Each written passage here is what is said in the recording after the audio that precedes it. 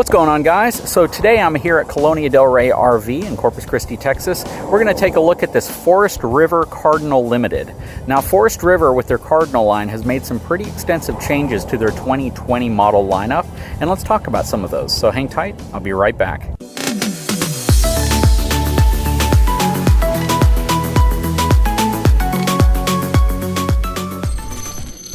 So first of all, one of the biggest changes that they've made is that they've gone to a wide body chassis now. So the body itself is 5 to 6 inches wider than it used to be. Still rides on a drop frame, but it has a different look to it. The Cardinal nose used to be a much more aerodynamic shaped nose, and now you can see that it has more of that bold, kind of a blunt nose to the front of it. The reason why manufacturers tend to make this change to fifth wheels is because it gives you more front storage, as well as the ability to have a larger washing machine, perhaps a stackable or a combo unit up front with more space for the closet area as well. And I assume that's probably why Cardinal made those changes with this one also. It also feels like it has a taller profile to it. Even though the Cardinal kind of sloped up to probably the same height, the outside of this one definitely has that profile extending much further across before it starts sloping down in the back. Overall, though, this is a really good looking fifth wheel from the outside. Because it has that huge drop frame on it, you're going to get a lot of storage up front. So let's open this up. All right, so you have quite a bit of storage. This uses the thinner baggage doors, which is kind of surprising to me, but it feels like a denser material because the door is relatively heavy for being this thin. Looking inside, huge pass-through storage.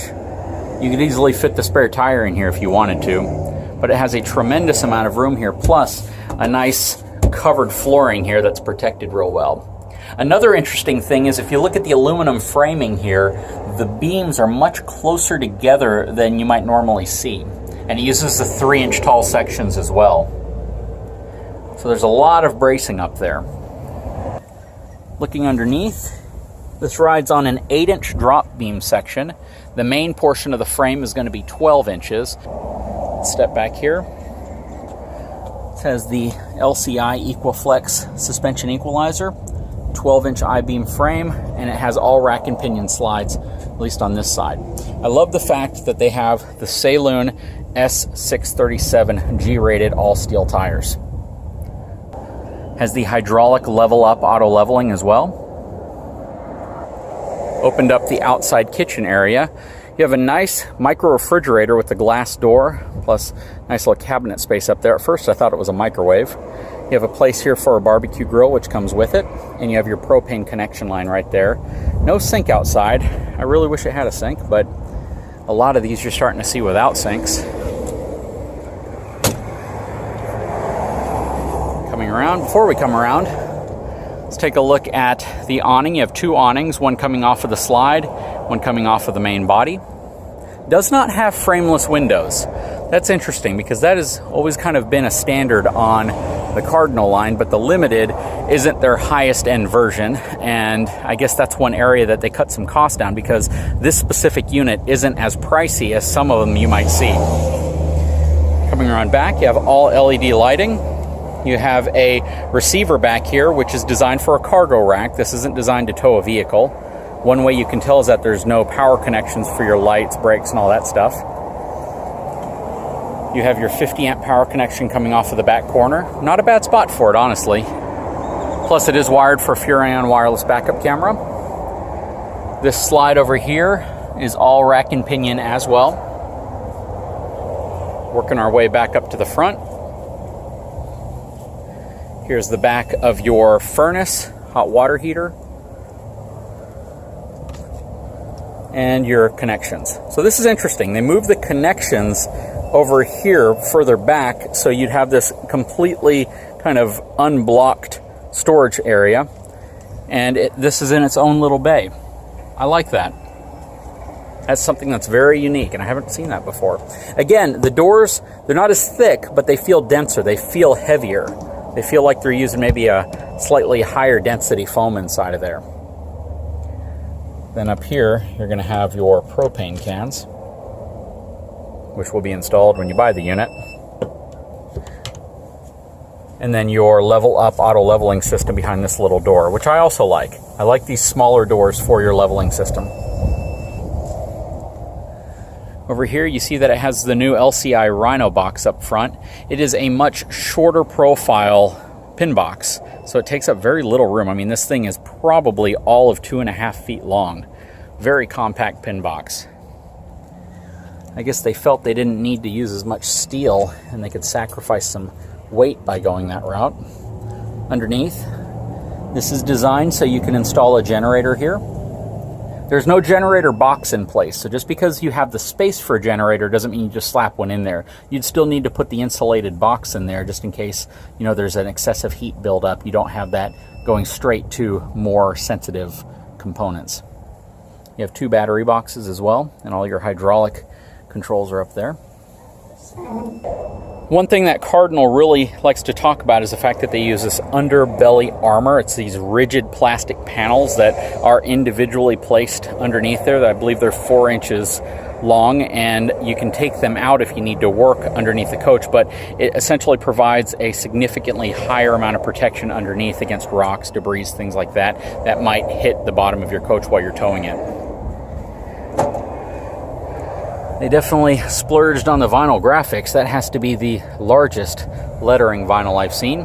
This is the 366 DVLE. Has the Moride strut assist step, which if you don't know what that is, you just barely have to lift up on the steps to lift them up. Puts a strut right here on the inside. I like the friction hinge door that also holds it in place. So let's look straight at the price tag, because typically when you look at Cardinals, especially if they have full body paint, if they're the higher package, they could be upwards of over $100,000. This one, with an $82,922 MSRP, has a sales price of $53,736, making this one of the more affordable luxury fifth wheels you can get. Again, take a look at the interior of this fifth wheel. Really nice dinette. You see they have the extension out. I really like the seats. The chairs look really nice in this unit. Has the upgraded window valances, like the nice roll down curtains, and these are day-night curtains. I really like the hanging chandelier as well. Again, more of those mid-tone colors inside. Nice ceiling fan.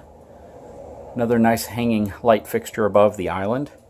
Has a very good size island.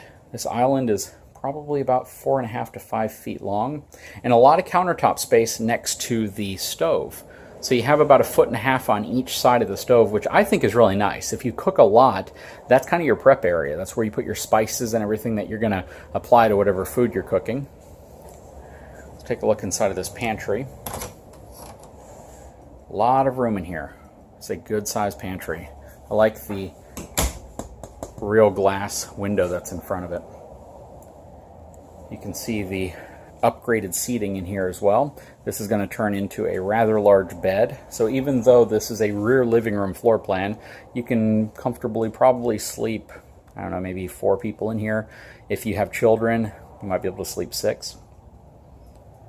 Looking at the back here, nice cabinets up here, more windows. Again, I like the window treatments. This is interesting. The white marble look here I think is a little over the top, but some people may really like that. You have your TV right here. On the other side of this, and the reason why this comes in like this is because your outside kitchen is on the other side of this fireplace area. Like the lighting they put around the bottom of the island here. That's always nice to have accent lighting like that, especially at night. And if you're going to come into the kitchen, you want some water or something, you don't have to have all your lights on, and this does a good job making sure you don't stub your toe into something. This is also interesting. So it has a little seating area here to put your shoes on and a little storage. They're not really deep enough for shoes to be placed in long ways, but you can put them sideways and probably fit them there no problem. You can throw your car keys in there. Shoot, you could even probably put some dog food bowls or water bowls over there. Here are some of your controls here. I do like how Cardinal puts a cabinet to cover all your main controls. Cleans it up real nicely so you don't just visibly see it when you walk in. Kind of an eyesore. That looks nice. Plus, you have a really nice coat closet with some shelves here. This is awesome. I always talk about coffee stations, and there needs to be a place for a coffee station. Whether or not you drink coffee, maybe you like a fruit basket, maybe you like to put bananas, or maybe you put a newspaper or something. But I like this extra space, and this shelf is just really nice. The countertop is one of the most important things I think people look for in a travel trailer or a fifth wheel, and sometimes you overlook it. You don't think you'll need it, but it always comes in handy, trust me. Lots of cabinets. I like the glass treatment again, plus more cabinets below. This has this Hisense refrigerator becoming more and more popular in the industry.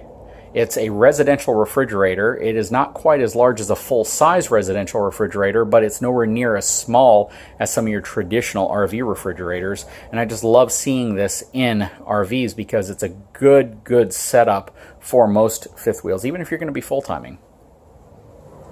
Going up the stairs, I love how this entire wall has been finished off with panel board, and it's just not this normal color. So that is a nice upgrade, and I wish other manufacturers would do that, kind of break up the tones. Going up, this has linoleum flooring all the way to the front, so there's no carpet in this unit. Let's take a look inside of the restroom. Check this out. Talk about a nice restroom. I like the colors, I like the contrast, I love the sink basins. This is really nice, and you have two of them. You know, if they position the toilet a hair further that way, it would give somebody kind of a seating area if they're going to be getting ready. You have a two-tone, two-piece shower stall. On your higher-end Cardinals, I believe you're going to get a one-piece shower stall. And then you have cabinets here that are relatively deep to put toiletries and things like that. But this is a good size bathroom.